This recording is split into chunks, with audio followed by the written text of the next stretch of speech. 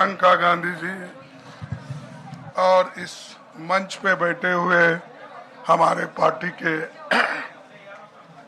सभी नेतागण, आज जो देश में चुनाव के रिजल्ट आए हैं, ये मैं तो पहले कहूंगा, ये जो रिजल्ट है जनता की रिजल्ट है और ये जनता की जीत है और लोकतंत्र की जीत है। हम पहले से यही कह रहे थे कि ये लड़ाई हमारी मोदी वर्सेस जनता है, लोग हैं। तो 18वीं लोकसभा के चुनाव में हम विनम्रता से जनमत को स्वीकार करते हैं। इस बार जनता ने किसी एक दल को पूर्ण बहुमत नहीं दिया, खासकर सत्ताधारी दल भाजपा ने एक व्यक्ति एक चेहरे के नाम पर वोट मांगा। अब ये स्पष्ट हो गया है कि ये मैंडेट मोदी जी के खिलाफ गया है। ये उनकी राजनीतिक और नैतिक हार है। जो व्यक्ति बार बार अपने नाम से ही हर जगह वोट मांगते थे, उनकी ये बहुत बड़ी हार है और नैतिक दृष्टि से ये तो उनको बहुत बड़ा नुकसान हुआ है। आप जानते हैं कि कांग्रेस पार्टी और हमारे इंडिया गठबंधन से बहुत प्रतिकूल माहौल में चुनाव लड़ा।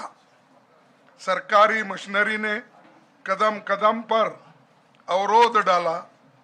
बैंक खाते सीज करने से लेकर तमाम नेताओं के खिलाफ अभियान चलाया।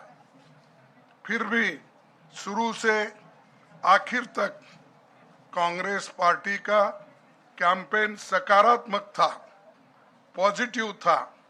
हमने महंगाई, बेरोजगारी, किसानों और मजदूरों की बदहाली और संविधान संस्थाओं का दुरुपयोग जैसे विषयों को केंद्रीय मुद्दा बनाकर हम जनता के सामने गए थे। इन मुद्दों पर बड़ी संख्या में लोग हमसे जुड़े, हमारा समर्थन किया।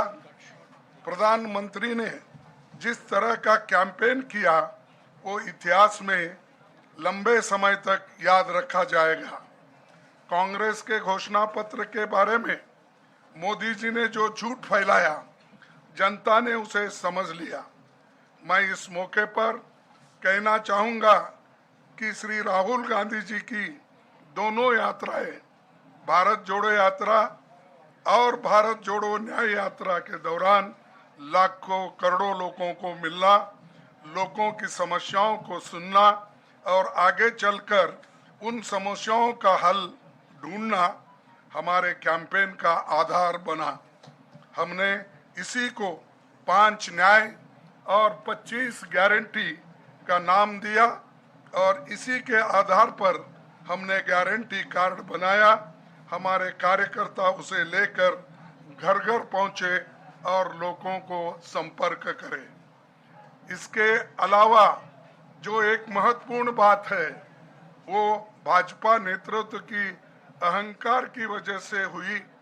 उन्होंने धीरे धीरे सारे संवैधानिक संस्थाओं के ऊपर गैर कानूनी तरीके से कब्जा करने की कोशिश की।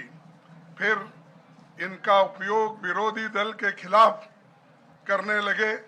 जो दब गया उसे दबा के अपने तरफ लिया, जो नहीं दबे उसकी पार्टी को तोड़ दिया, नहीं तो फिर जेल में डाल दिया। लोगों को ये विश्वास हो गया था कि मोदी जी को एक मौका और मिला तो अगला हमला संविधान पर सीधा होगा और लोकतंत्र पर होगा। इसीलिए लोगों को इसके प्रमाण नए संसद सत्र के साथ ही दिखेंगे। खुशी इस बात की है कि भाजपा इस षड्यंत्र में अब सफल नहीं हो पाएगी। मैं इस अवसर पर सीपीपी चेयरपर्सन श्रीमती सोनिया गांधी जी, हमारे लोकप्रिय नेता राहुल गांधी जी, प्रियंका गांधी जी का विशेष मैं धन्यवाद करना चाहता हूं। और इन्होंने दिन रात बराबरी से पूरे देश में कैंपेन किया और हमें एक मजबूत स्थिति में पहुंचाने के लिए भारी मदद इन्होंने की। और मैं ये कहूँगा कि इनके वजह से हमको बहुत बड़ा प्रोत्साहन देश में मिला और आज ये स्थिति जो बनी है उनके वजह से बनी। और हमारे करोड़ों कार्यकर्ता जो है देश में, उन्होंने भी हमारा साथ दिया, इसीलिए मैं बहुत बहुत उनको धन्यवाद देता हूं। आखिर मैं इंडिया गठबंधन के अपने सभी साथियों और शुभचिंतकों का धन्यवाद करता हूं। सभी एक साथ मिलकर एक स्वर में रहे, सभी ने मिलकर प्रचार किया और एक दूसरे की मदद की। हमारे हजारों लाखों कार्यकर्ताओं ने अच्छे तालमेल के साथ काम किया। आप सभी का धन्यवाद। अभी हमारी लड़ाई अंजाम तक नहीं पहुंची है। हम सबको आने वाले दिनों में इसी तरह लोगों के अधिकारों के लिए, संविधान की रक्षा के लिए, लोकतंत्र के बचाव के लिए, देश की तरक्की के लिए, सीमाओं पर सुरक्षा के लिए लड़ते रहना चाहेंगे। हमें सुनिश्चित करना होगा कि संसद सुचारू रूप से चले, विपक्ष के मुद्दों को प्राथमिकता मिले, संसद में उन पर बहस हो। आने वाले दिन महत्वपूर्ण होंगे। हम आपसे बात करेंगे जब कभी भी मौका मिले। आप सभी को मेरा धन्यवाद। और आपका साथ भी हमको रहा और हमने चुनाव में भी जहाँ हमको जितना हो सकता है वो साथ आपने दिया, इसलिए आप सभी को भी मैं धन्यवाद करता हूं और सभी को नमस्कार। शुक्रिया खड़गे जी।